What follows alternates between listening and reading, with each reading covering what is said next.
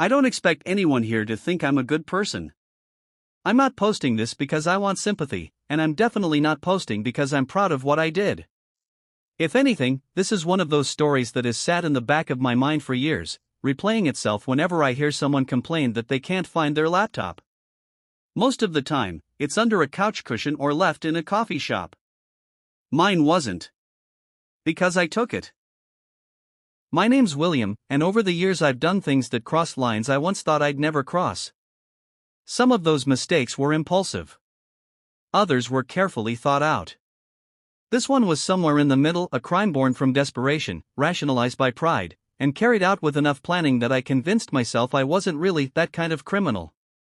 At the time, I was broke in the kind of way that changes how you think. Bills stacked up faster than I could open them. My contract job had disappeared with almost no warning, rent was overdue, and every phone call from an unknown number made my stomach tighten because I assumed it was another collector. Then an opportunity presented itself. It wasn't glamorous. It wasn't some movie-style heist. It was just a laptop sitting in the wrong place at exactly the wrong time. Or maybe I was the wrong person at exactly the wrong time. Either way, that's where this story really begins. At first, I told myself it wasn't really about stealing. That's how denial works, you rename things until they sound acceptable. I kept saying I just needed one lucky break, one chance to get ahead before everything collapsed. The overdue rent notice was taped to my apartment door, my savings account looked like a bad joke, and I had started avoiding friends because I couldn't afford to go anywhere. Pride kept me from asking for help, even though I probably should have. The laptop entered my life almost by accident. I noticed the same guy bringing it into the neighborhood cafe every weekday. He always chose the table near the window, ordered the same drink, and worked for hours. After a week of seeing the routine repeat itself, I realized something that should have meant nothing, but instead became the seed of a terrible decision. I didn't act immediately. The thought simply settled into my mind, and once it was there, it became harder to ignore. I wish I could say there was a single moment where I decided, I'm going to steal that laptop. The truth is uglier. It happened little by little. Every day I noticed something new about the cafe and the people inside. The morning crowd changed constantly, the staff stayed busy during the lunch rush, and conversations blended into the background until nobody paid much attention to strangers coming and going. My brain kept turning ordinary observations into excuses. I wasn't thinking about the person behind the computer anymore, I was thinking about my own problems and convincing myself they outweighed someone else's. That was the part that changed me the most. Before then, I'd always believed criminals were reckless or heartless. Instead, I discovered how easy it was to rationalize crossing a line when you felt cornered. I kept telling myself I'd figure something out before doing anything irreversible.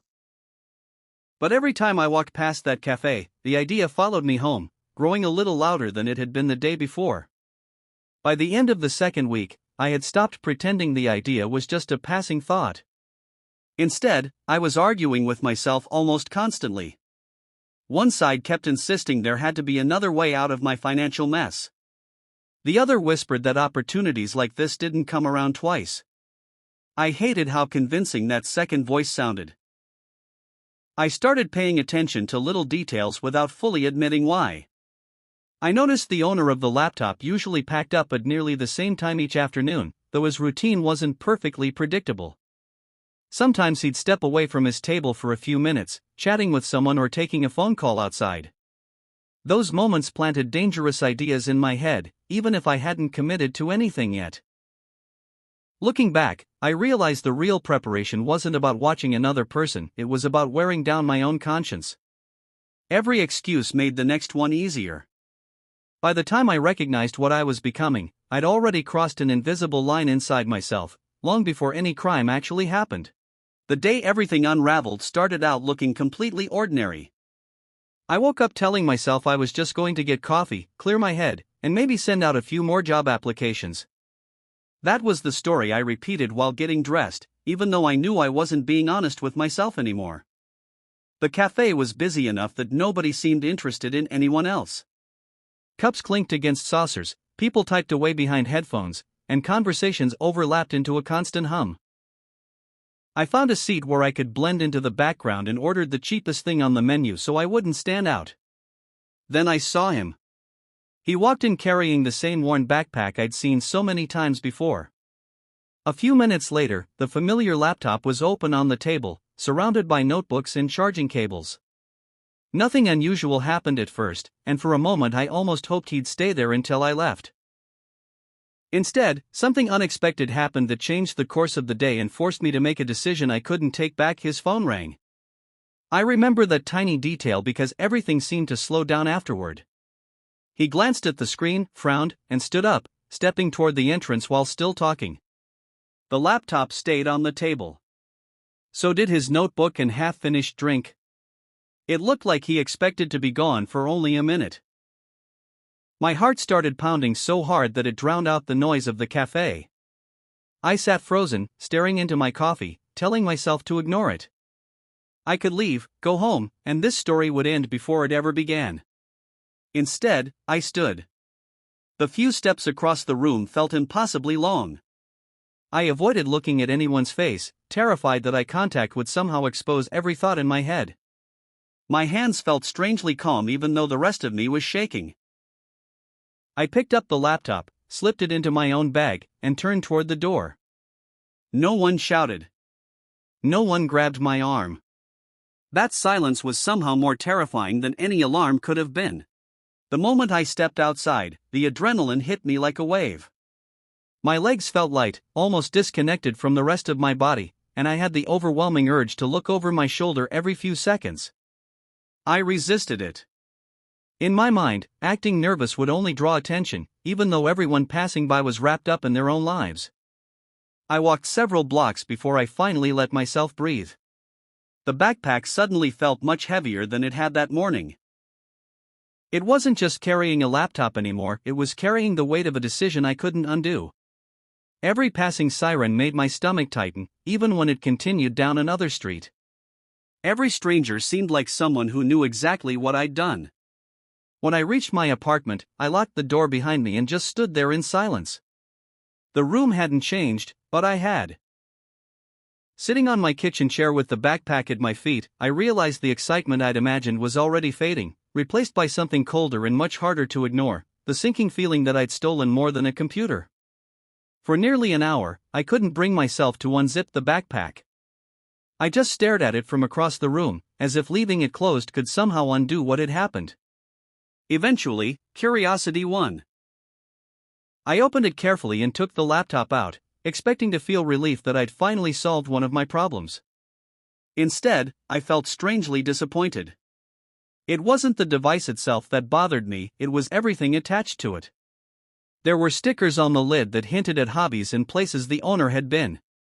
A folded receipt was tucked into the carrying sleeve, along with a small handwritten note that looked like a reminder for an upcoming family birthday.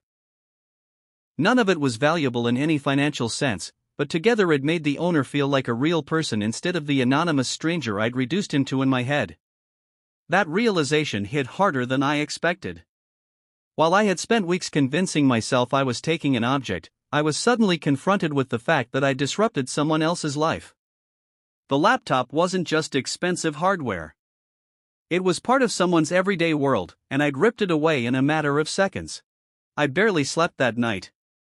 Every sound outside my apartment made me wonder if someone had tracked me down, even though I knew that fear was mostly living inside my own head. The laptop stayed on my table, closed, like it was waiting for me to decide what kind of person I wanted to be next. The following morning, I made the mistake of checking local community posts online. It didn't take long before I found one that stopped me cold. Someone had written about a missing laptop taken from a café the previous afternoon. The post wasn't angry or threatening. It simply asked if anyone had seen what happened and explained that years of work and irreplaceable personal photos were stored on the device. That was the first time guilt outweighed fear. I kept rereading those words, hoping I'd somehow misunderstood them. Instead of feeling victorious, I felt sick. I'd spent weeks convincing myself I was taking something replaceable. Now I understood that the real loss wasn't the machine, it was everything the owner believed had disappeared with it. For the next few days, I lived in a strange limbo. Outwardly, nothing had changed. I still made coffee every morning, still searched job listings, still nodded politely to my neighbors in the hallway. Inside, though, I was carrying around a constant knot of anxiety that refused to loosen.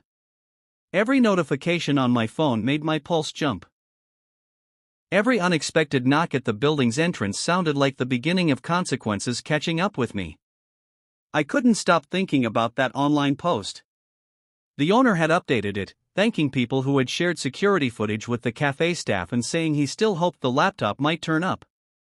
Reading that made me close the browser immediately. I didn't want to know more, yet I couldn't stop wondering how much damage I'd caused. The irony wasn't lost on me. I convinced myself stealing the laptop would solve my problems, but instead it created entirely new ones. My financial situation hadn't magically improved. All I'd really gained was a constant companion called guilt, and it followed me everywhere I went. About a week later, I ran into someone who unknowingly made everything worse. An old friend invited me out for coffee, and during our conversation he mentioned hearing about a theft at a neighborhood cafe. He shook his head and said he felt terrible for the person who had lost their computer, especially because it supposedly contained years of work that couldn't easily be replaced. I remember forcing myself to nod along, pretending I was hearing the story for the first time.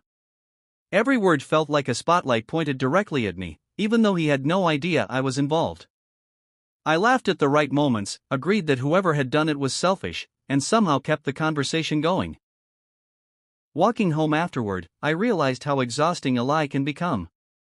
It wasn't just about hiding one decision anymore. I had started hiding parts of myself from everyone around me. The worst punishment wasn't the fear of getting caught, it was knowing I had become someone who could look another person in the eye while carrying a secret that completely changed the meaning of every conversation. Eventually, I accepted something I had been avoiding since the moment I walked out of that cafe: I couldn't keep the laptop. Every time I looked at it, I remembered the online post, my friends' comments, and the version of myself I'd been before desperation convinced me that crossing a line was somehow justified. Selling it suddenly felt impossible. Using it felt even worse. I spent days arguing with myself over what to do. Returning it directly meant risking exposure, while keeping it meant extending the damage I'd already caused. Neither option felt like a real escape. That was the hardest lesson of the entire experience. After a bad decision, there often isn't a clean way to fix things. In the end, I chose to make sure the laptop found its way back without revealing who I was. I won't pretend that erased what I'd done, because it didn't. It only gave the owner a chance to recover something important. My guilt didn't disappear afterward. If anything, returning it made me realize how unnecessary the whole ordeal had been from the very beginning. For weeks after that, I kept expecting the story to circle back to me. Every time I passed the cafe, I wondered if someone would recognize my face or if the police would suddenly appear with questions I couldn't answer. Nothing like that ever happened. Life moved forward for everyone else, but I stayed stuck in the same moment, replaying those few minutes over and over. What surprised me most was how little the outcome mattered compared to the choice itself. I hadn't been arrested.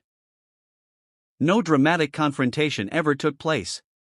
From the outside, it probably looked like I had gotten away with it. I didn't feel like I had. The experience changed the way I looked at my own reflection. Before, I believed my character was defined by what I intended to do.